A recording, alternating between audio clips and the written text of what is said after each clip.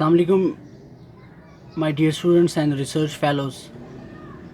नातिक Abbas here applied economics and term paper पे हम गुफ्तगू कर रहे थे। आज हम एक बहुत इम्पोर्टेंट लेक्चर रिकॉर्ड कर रहे हैं जिसका मकसद है, चले हम एक आउटलाइन देख लेते हैं कि आज हम इस वीडियो में क्या सीखने वाले हैं। तो हम देखेंगे definition of economic data, types of economic data, sources जहाँ से हम अपने डेटा को कलेक्ट कर सकते हैं, और different kind of econometric softwares जिसके बारे में शायद काफ़ी स्टूडेंट्स को पता नहीं होता कि ज़्यादातर हमारा जो इकोनॉमिक्स के एम्पिरिकल एनालिसिस वाला काम है वो सॉफ्टवेयर्स कर देते हैं। अब वो ज़माना गया कि जब हमें रिग्रेशंस खुद रन करना पड़ते थे। तो जी इकोनॉमिक डेटा क्या होता है? इकोनॉमिक डेटा में तीन ही चीज़ें हैं: कलेक्ट करना है, उसको एनालिसिस करना है उस डेटे का, और प्लानिंग करनी है। सो economic data is information use for calculation. हम जीडीपी कैलकुलेट करते हैं, अनएम्प्लॉयमेंट रेट कैलकुलेट करते हैं, कि जितने भी मेजर्स हैं छोटे मोटे, फिर उसको एनालिसिस करना है। फॉर एग्जांपल हम ओएलएस के थ्रू कर लेते हैं, ग्राफिकल एनालिसिस कर लेते हैं, पिक्टोरियल एनालिसिस भी कर सकते हैं, और उसके बाद हमने प्लान करना है। प्लानिंग के अंदर हम देख सकते हैं इसको जो डेटा के रिजल्ट की बेस के ऊपर फ्यूचर फोरकास्टिंग कर सकते हैं, डिमांड सप्लाई फोरकास्टिंग कर सकते हैं। उसके अलावा हम प्रिडिक्ट कर सकते हैं चीज़ों को, क्योंकि data is always there for prediction. हम डेटा की मदद के ऊपर प्रोडिक्शंस करते हैं, और वो प्रोडिक्शन क्योंकि फैक्ट्स बेस होती हैं इसलिए उनके ट्रू एंड फेयर व्यू देने का ज़्यादा चांस होता है। तीन तरह के हम डेटा को यूज़ करते हैं। वैसे तो डेटा की बहुत टाइप है। प्राइमरी डेटा है जिसे हम खुद कलेक्ट करते हैं, काफ़ी कॉस्टली होता है। आप रिसर्च करेंगे तो प्राइमरी डेटा काफ़ी कॉस्टली होगा। सेकेंडरी डाटा है जो डिफरेंट काइंड ऑफ वेबसाइट्स पर, ब्लॉग्स पर, जर्नल, न्यूज़पेपर एक्सेट्रा जो पब्लिश चीज़ें होती हैं उनमें मिल जाता है। हम उनको डिस्कस नहीं कर रहे, आज हम इकोनोमेट्रिक्स को फोकस कर रहे हैं। तो तीन मेजर टाइप्स ऑफ डेटा हम यूज़ करते हैं इकोनोमेट्रिक्स की टेक्निक्स के लिए, जिसमें है जी time series data, cross sectional data और पैनल डेटा। जब वन बाय वन हम इसको देखते हैं कि ये डेटा क्या है, इसकी नेचर क्या है। जी हाँ, टाइम सीरीज डेटा होता है set of observation on the value that variable take at different time. These may be collected at regular interval such as stock price, weekly monthly हम कैलकुलेट करते हैं, मनी सप्लाई का data, unemployment. ये बड़ी सादा सी चीज़ है टाइम सीरीज डेटा, कि हम जब एक वेरिएबल को डेटा डिफरेंट टाइम में कलेक्ट करते हैं रेगुलर इंटरवल में, तो उसे हम टाइम सीरीज डेटा कहते हैं। फॉर एग्जांपल आप देख लें, जीडीपी है, सपोज हर साल ही कलेक्ट होता है जीडीपी, और हमें पता होता है हर साल कलेक्ट होना है, उसकी ऑब्जर्वेशन फिक्स है, उसका वेरिएबल फिक्स है, उसकी टाइम ड्यूरेशन फिक्स है, उसका कंट्री के अंदर जो ऑब्जर्वेशन की वैल्यू स्टैंडर्ड है वो भी फिक्स है। तो इस नेचर के डेटे को हम कहते हैं टाइम सीरीज डेटा। ऐसा डेटा जो एक रेगुलर टाइम पीरियड में डिफरेंट टाइम स्पैन में भी कलेक्ट किया जा सकता हो, उसे हम कहते हैं टाइम सीरीज डेटा। काफ़ी आसान था जी। नेक्स्ट है, ये बड़ा टिपिकल, जो ज़रा मुश्किल लगता है स्टूडेंट को, टिपिकल लगता है ये, the data collected at same point in time. Point same हो और टाइम भी सेम हो। जैसे पॉपुलेशन सेंसस हर 10 साल कलेक्ट होती हैं, सेल्स वॉल्यूम, रेवेन्यू, हम देखते हैं कि एक पर्टिकुलर कस्टमर जो हैं शॉप्स के ऊपर कितने आते हैं, expenses for the last month, house hold data. तो इसे हम कहते हैं क्रॉस सेक्शनल डेटा। इसको मज़ीद एक्सप्लेन करने के मैं आपको एग्जांपल कोट करता हूँ।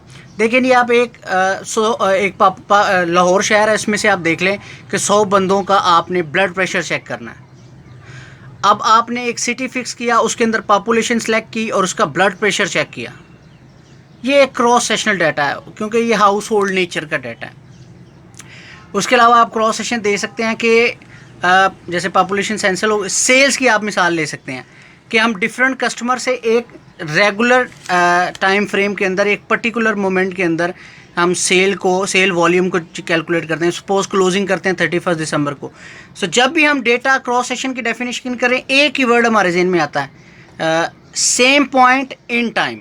पॉइंट सेम हो और टाइम जो एलोकेटेड हो, तो क्रॉस सेक्शन डेटा उसकी डेफिनेशन हो जाती है। मूविंग फर्दर जी, बड़ा इंपॉर्टेंट डेटे की टाइप है पैनल डाटा है, जिसे हम लॉन्गिट्यूडनल भी कहते हैं और माइक्रो पैनल डाटा भी कहते हैं। नाम याद रखना बड़ा ज़रूरी है, क्योंकि डिफरेंट आर्टिकल डिफरेंट नाम यूज़ करते हैं। ये एक ऐसा डाटा होता है जो क्रॉस सेक्शन और टाइम सीरीज़ का एक किस्म का मर्जर है। This is the special type of pooled data in which the same cross sectional unit says family और firm is served over the time. जब अब मैं जीडीपी की बात कर रहा हूँ सिर्फ पाकिस्तान की, तो वो टाइम सीरीज डाटा है, लेकिन मैं जीडीपी देखूँ डिफरेंट कंट्रीज़ का, मैं एशिया के सारे डेवलपिंग कंट्रीज़ का जीडीपी देखूँ, मैं जब रन कर रहा हूँ डिफरेंट कंट्रीज़ मेरे पास आ रही हैं, मोर देन 1 कंट्रीज़ आ रही हैं, मैं कंपैरेटिव एनालिसिस कर रहा हूँ किसी चीज़ का, तो ये सारी चीज़ें इंडिकेट करती हैं कि मेरा जो डेटा सेट होगा वो है पैनल डाटा। टाइम सीरीज़ हो, क्रॉस सेक्शन हो, पैनल डाटा हो, हर एक की टेक्निक अलग है, उसको सॉल्व करने की इकोनोमेट्रिक्स अलग है। जैसे पैनल डाटा के लिए normally fix effect, random effect technique use होती है, फिर उसके बाद हम हाउसमैन स्पेसिफिकेशन टैक्स की तरफ चले जाते हैं। तो ये हर डेटा का डिफरेंट पर्टिकुलर इकोनोमेट्रिक टेक्निक है जिसे हमने अप्लाई करना होता है। मूविंग फर्दर जी, जो हमारे पास सोर्सेज ऑफ डेटा हैं डेटा कलेक्शन के, वो हो सकते हैं गवर्नमेंट, जैसे पाकिस्तान के अंदर डेटा इकोनॉमिक्स का data economic survey of Pakistan, Pakistan statistical bureau और स्टेट बैंक ऑफ पाकिस्तान जो ये भी पब्लिश करता है। इंटरनेशनल एजेंसी रिलायबल हो सकती हैं, जैसे world development indicator, world trade organisation, world health organisation, human development indicator, ये सारे वो है जो इंटरनेशनली बड़े एक्सेप्टेड हैं और ये बड़ी अच्छी फर्म्स हैं जिनका डाटा बड़ा रिलायबल काउंट होता है। उसके बाद यदि कुछ प्राइवेट ऑर्गेनाइजेशन भी होती हैं, जैसे वर्ल्ड इकोनॉमिक फोरम है, इन्वेस्टोपीडिया है, इंटरनेट के ऊपर बड़े मिल जाएंगे, लेकिन जब हम प्राइवेट ऑर्गेनाइजेशन की तरफ जाएंगे तो हमें ये देखना पड़ेगा जी इसका डेटा रिलायबल है कि नहीं है। तो आप अपना डेटा अपने नेचर के हिसाब से, अगर कोई पाकिस्तान पे काम करेगा अपनी रिसर्च पे, तो इकोनॉमिक सर्वे ऑफ पाकिस्तान में डाटा मिल जाएगा, वो उसमें ना मिले तो पाकिस्तान ब्यूरो ऑफ स्टैटिस्टिक्स में मिल जाएगा। और अगर कोई इंटरनेशनली काम कर रहा है जिसमें मोर देन 1 कंट्रीज़ इन्वॉल्व हैं या अपने किसी नेबर कंट्रीज़ की बात है, तो वर्ल्ड डेवलपमेंट इंडिकेटर जो वर्ल्ड बैंक की साइड है उस पर बहुत डाटा अवेलेबल है।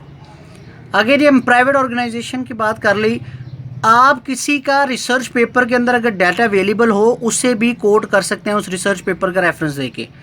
सपोज़ आपने एक आर्टिकल पढ़ा, उसके अंदर जैसे ये इनकम इनक्वालिटी के अंदर अक्सर होता है, ये डाटा मिलता नहीं है आसानी से, तो कई रिसर्चर्स ने कैलकुलेट करके रखा होता है एक स्पेसिफिक फार्मूले से। तो जब आप उसकी बात करते हैं, अगर किसी रिसर्चर ने कैलकुलेट किया हुआ है और वो डाटा आपके पास अवेलेबल है, तो आप उस रिसर्चर का रेफरेंस दे के उस डाटे को भी यूटिलाइज़ कर सकते हैं अपनी रिसर्च के अंदर। आखिरी एरिया अब हमने देखना है कि इकोनॉमिक सॉफ्टवेयर कौन कौन से हैं।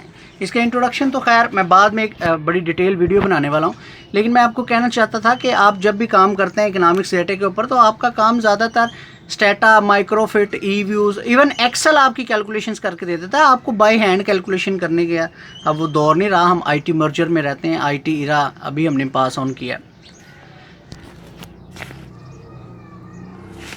Thank you very much for watching. Please subscribe करें हमारे चैनल को, वीडियोज़ को शेयर करें।